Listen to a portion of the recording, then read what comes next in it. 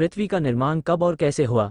वैज्ञानिक अब सोचते हैं कि पृथ्वी की कहानी लगभग 4.6 अरब साल पहले प्रारंभिक सूर्य के चारों ओर घूमने वाले धूल और गैस के एक डिस्क के आकार के बादल में शुरू हुई थी, जो सूर्य के गठन के बाद छोड़ी गई सामग्री से बना था।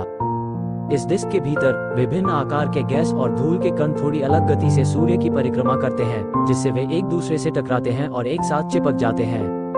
आखिरकार वे छोटे धूल के कणों से बोल्डर में विकसित हुए, फिर बड़े ग्रह में बदल गए जिनका व्यास मील से लेकर सैकड़ों मील तक था। क्योंकि ये ग्रहाणु पत्थरों से बड़े थे, उनमें इतना मजबूत गुरुत्वाकर्षण था कि वे पड़ोसी ग्रहाणुओं को कक्षाओं से बाहर खींच सकते थे और टकराव के माध्यम से उन्हें अवशोषित कर सकते थे, जिससे कुछ ग्रहाणु बड़े और बड़े होते गए जब तक कि वे हजारों मील व्यास तक नहीं पहुंच गए।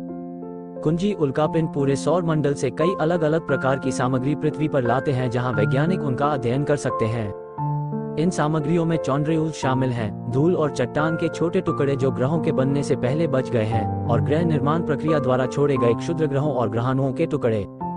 यूरेनियम और हेफनियम जैसे रेडियोधर्मी तत्व उन खनिजों के अंदर फंस जाते हैं जो इन वस्तुओं को बनाते हैं, जो ग्रह वैज्ञानिकों को ये बताने की अनुमति देते हैं कि वे कितने पुराने हैं। इन मापों और धूल तथा ग्रहाणु के टकराव की भौतिकी के अनुकरण का उपयोग करते हुए ग्रह वैज्ञानिकों और खगोलविदों ने स्थापित किया है कि धूल से प्रोटोप्लैनेट प्रक्रिया में लाखों वर्ष लगते हैं, लेकिन हमारे सौर मंडल में ग्रह निर्माण के अंतिम चरण में बहुत अधिक समय लग सकता है, लगभग 100 मिलियन वर्ष तक। यह न केवल पृथ्वी पर सामग्री का आखिरी बड़ा योग था, बल्कि वह घटना भी थी जिसने चंद्रमा का निर्माण किया था, और यह कहानी के सबसे विवादास्पद हिस्सों में से एक है।